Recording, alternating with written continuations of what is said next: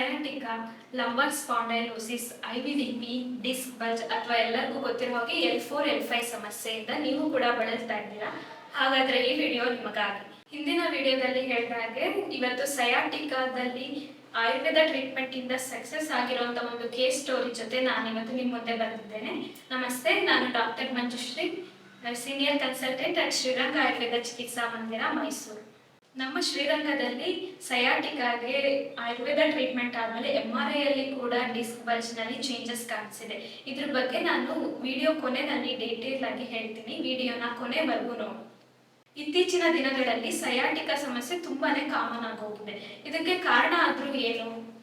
Youngsters ಅಲ್ಲಿ gym ನಲ್ಲಿ workout ಮಾಡ್ಬೇಕಾದ್ರೆ ಮಸಲ್ ಕ್ಯಾಚ್ ಆಗಿ, ಇಲ್ಲ sports injury, heavy wait lift ಮಾಡೋದ್ರಿಂದ, ಇಲ್ಲ ಅಂದ್ರೆ ಅವರು ಕಂಟಿನ್ಯೂಸ್ ಸಿಟ್ಟಿಂಗ್ ಜಾಬ್ ಅವರಾಗಿದ್ರೆ ಬ್ಯಾಡ್ ಪೋಸ್ಚರ್ನಿಂದಾಗಿ ಈ ಸಯಾಟಿಕಾ ಪೇನ್ ಶುರು ಆಗುತ್ತೆ. ಅದೇ ವಯಸ್ಸಾದವರಲ್ಲಿ ಡಿಜನರೇಟಿವ್ ಚೇಂಜಸ್ ಇಂದಾಗಿ ಆಸ್ಟಿಯೋಫೈಟ್ಸ್ ಜನರೇಟ್ ಆಗಿಲ್ಲ, ಸಿವಿಯರ್ ಆಸ್ಟಿಯೋಪೊರೋಸಿಸ್ ಇಂದಾಗಿ ಫ್ರಾಕ್ಚರ್ ಆಗೋ ಟೆಂಡೆನ್ಸಿ ಇಂದಾಗಿ ಸಯಾಟಿಕಾ ಪೇನ್ ಶುರು ಆಗುವಂಥದ್ದು.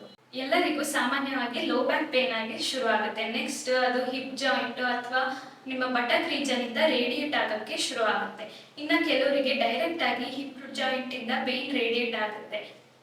ಕೆಲವರು ಹೇಳ್ತಾರೆ ತುಂಬಾನೇ ಸಿವಿಯರ್ ರೇಡಿಯೇಟಿಂಗ್ ಪೇನ್ ಇದೆ ಅಂತ. ಅದ್ರ ಜೊತೆನಲ್ಲಿ ಸ್ಟಿಫ್ನೆಸ್ ಮತ್ತೆ ತುಂಬಾ ಹೆವಿನೆಸ್ ಇದೆ, ಕಾಲು ಎತ್ತಿಡೋದಕ್ಕೆ ಆಗೋದಿಲ್ಲ ಅಂತ ಹೇಳ್ತಾರೆ. ಆ ಥರ ಕೇಸಸ್ ಅಲ್ಲಿ ನಾವು ವಮನ ಟ್ರೀಟ್ಮೆಂಟ್ ನ ಮಾಡ್ತೀವಿ. ಇದ್ರ ಜೊತೆನಲ್ಲಿ ಇನ್ನು ನಮ್ನೆಸ್ ಇದೆ, ತುಂಬಾ continuous severe pain, burning sensation ಇದೆ, ಮತ್ತೆ ಅವರು ತುಂಬಾ ವೇಟ್ ಕೂಡ ಜಾಸ್ತಿ ಇದ್ದಾರೆ ಅಂದಾಗ ನಾವು ವಿರೇಚನ ಟ್ರೀಟ್ಮೆಂಟ್ ನ ಮಾಡ್ತೀವಿ. ಇನ್ನ ಕೆಲವರು ಹೇಳ್ತಾರೆ ಎಲೆಕ್ಟ್ರಿಕ್ ಶಾಕ್ ತರ ಪೇನ್ ಹೋಗ್ತಾ ಇದೆ, ಕಾಲಿನ ಪೂರ್ತಿ ಹರಿತಾ ಇದೆ ಅಂತ. ಆಗ ನಾವು ಬಸ್ತಿ ಟ್ರೀಟ್ಮೆಂಟ್ ನ ಮಾಡ್ತೀವಿ. ಮತ್ತು ಇನ್ಸ್ಟಂಟ್ ಪೇನ್ ರಿಲೀಫ್ಗಾಗಿ ನಾವು ಅಗ್ನಿಕರ್ಮ, ಗಿಡ್ಡ ಕರ್ಮನ ಮಾಡ್ತೀವಿ.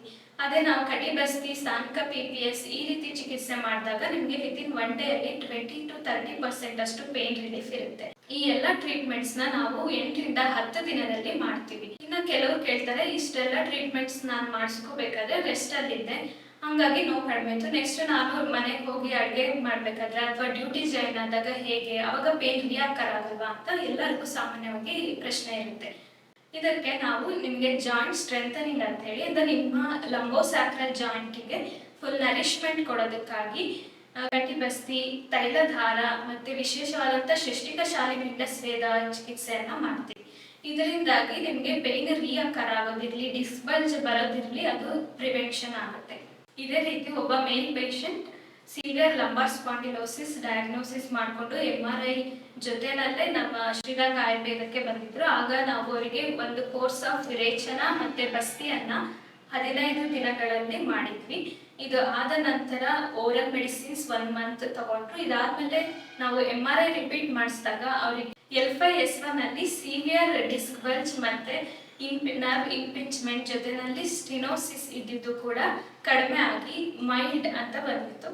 ಹಾಗೂ ಇನ್ನೊಂದು ಮಹಿಳೆಯ ಕೇಸು, ಅವರು 72 ಇಯರ್ಸ್ ಓಲ್ಡ್, ತುಂಬಾ ತೆಳ್ಳಗಿದ್ರು. ಅವರಿಗೆ ಏಜ್ ರಿಲೇಟೆಡ್ ಕಾರಣದಿಂದಾಗಿ ಡಿಜನರೇಷನ್, ಸಿವಿಯರ್ ಆಸ್ಟಿಯೋಪೊರೋಸಿಸ್ ಇಂದ ಕಂಪ್ರೆಷನ್, ವೆಡ್ಜ್ ಕಂಪ್ರೆಷನ್ ಆಗಿತ್ತು. ಇವರಿಗೆ ನಾವು ಅವರ ಏಜ್ ನ ಕನ್ಸಿಡರ್ ಮಾಡಿ ತುಂಬಾ ಮೈಲ್ಡ್ ಆಗಿ ಬಸ್ತಿ ಚಿಕಿತ್ಸೆ ಮಾತ್ರ 10 ದಿನಗಳಲ್ಲಿ ಮಾಡಿದ್ವಿ. ಇದಾದ ಮೇಲೆ ಅವರಿಗೆ 70% ಅಷ್ಟು ರಿಲೀಫ್ ಇತ್ತು. ನಂತರ 1 ತಿಂಗಳು ಓರಲ್ ಮೆಡಿಸಿನ್ ಆದ್ಮೇಲೆ 90% ಅಷ್ಟು ಅವರಿಗೆ ಪೇನ್ ರಿಲೀಫ್ ಇತ್ತು. ಈಗ ಆರಾಮಾಗಿ ಅವರು ಓಡಾಡ್ಕೊಂಡಿದ್ದಾರೆ, ಯಾರದೇ ಸಪೋರ್ಟ್ ಇಲ್ಲ, ಯಾರ ಮೇಲೂ ಕೂಡ ಡಿಪೆಂಡ್ ಆಗಿಲ್ಲ. ನೋಡಿದ್ರಲ್ಲ, ಆಯುರ್ವೇದದಲ್ಲಿ ಈ ರೀತಿ ಲಂಬಾರ್ ಸ್ಪಾಂಡಿಲೋಸಿಸ್, ಸಯಾಟಿಕಾ ಇದಕ್ಕೆಲ್ಲ ಎಷ್ಟೇ ಸಿವಿಯರ್ ಡಿಸ್ಕ್ ಬಲ್ಜ್, ನರ್ವ್ ಇಂಪಿಂಚ್ಮೆಂಟ್ ಇದ್ರೂ ಸಹ ಒಳ್ಳೆ ಟ್ರೀಟ್ಮೆಂಟ್ಸ್ ಇದೆ. ಇದು ಎಷ್ಟೋ ಜನಕ್ಕೆ ಗೊತ್ತಿರೋದಿಲ್ಲ. ಹಾಗಾಗಿ ಆದಷ್ಟು ಈ ವಿಡಿಯೋನ ಎಲ್ಲರಿಗೂ ಶೇರ್ ಮಾಡಿ.